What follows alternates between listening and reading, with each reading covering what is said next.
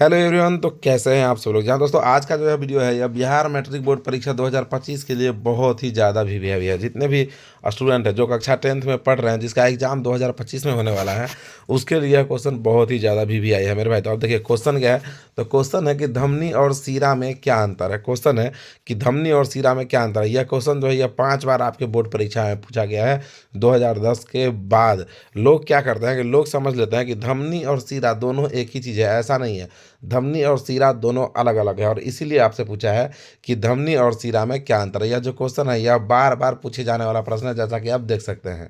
ठीक है, उसके बाद करा कि जल्दी देखो यही आएगा परीक्षा में, तो जल्दी से जल्दी आपको देखना है, पढ़े वही जो एग्जाम में आएगा। तो चलिए शुरू करते हैं और देखते हैं कि क्वेश्चन जो है इसका आंसर क्या है। तो क्वेश्चन आप देख रहे हैं यहाँ पे है कि धमनी और सीरा में क्या अंतर है। आप क्वेश्चन आपके सामने है यहाँ पे कि धमनी और सीरा में क्या अंतर है। तो आपको तो पहले ही बता दिया कि जब कभी भी हम लोग अंतर लिखते हैं तो पहले तो ये हम अवश्य लिख लेते हैं कि जैसे धमनी और सिरा में अंतर पूछा तो ये हम अवश्य लिखेंगे। धमनी और सिरा में निम्नलिखित अंतर है। जिन दो चीज़ों के बीच अंतर पूछेगा तो फन्ना और फन्ना में निम्नलिखित अंतर है, ये हमें लिखना ही है।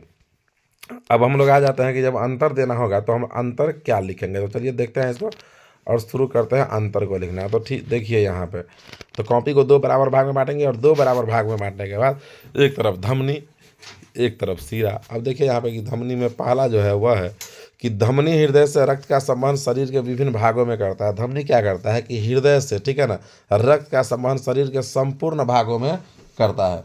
उसके बाद सीरा में क्या है, तो सीरा है कि सीरा शरीर के विभिन्न भागों से रक्त को एकत्रित करके उसका संवहन हृदय तक करता है। यानी कि कह रहा कि सीरा जो है वह शरीर के विभिन्न भागों से रक्त को लाके कहाँ, हृदय तक पहुंचाता है। लेकिन धमनी क्या है, तो यह हृदय से रक्त को कहाँ पहुंचाता है, शरीर के विभिन्न भागों में पहुंचाता है। अब देखिए दूसरा जो अंतर है वह देखिए क्या है। तो यहाँ पे देखिए दूसरा जो अंतर है वो देखिए। तो दूसरा अंतर है कि फुफ्फुसीय धमनी को छोड़कर शेष धमनियां ऑक्सीजन युक्त शुद्ध रक्त का परिवहन करती है। कह रहा है कि फुफ्फुसीय धमनी को छोड़कर शेष धमनियां जो होता है वह ऑक्सीजन युक्त शुद्ध रक्त का परिवहन करती है, जबकि फुफ्फुसीय शिरा को छोड़कर शेष शिरा जो है वह CO2 युक्त अशुद्ध रक्त का परिवहन करती है। तो ये हो जाएगा दूसरा अंतर।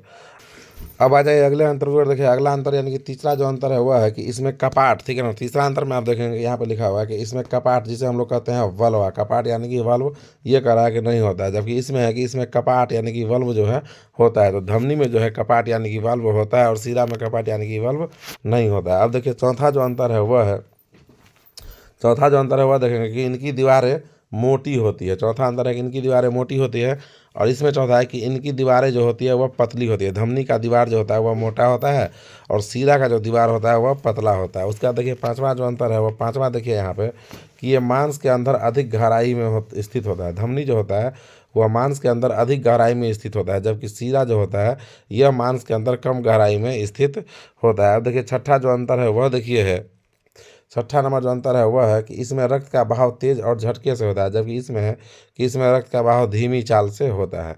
तो इसमें रक्त का बहाव जो होगा वह तेज और झटका से होगा और इसमें रक्त का जो बहाव होगा वह धीमी चाल से होता है। तो ये था मेरे भाई धमनी और सीरा में अंतर। तो आप कमेंट करके बताइए कि आपको वीडियो कैसा लगा है। वीडियो अच्छा लगा है तो वीडियो को लाइक करके चैनल को सब्सक्राइब कर लीजिएगा।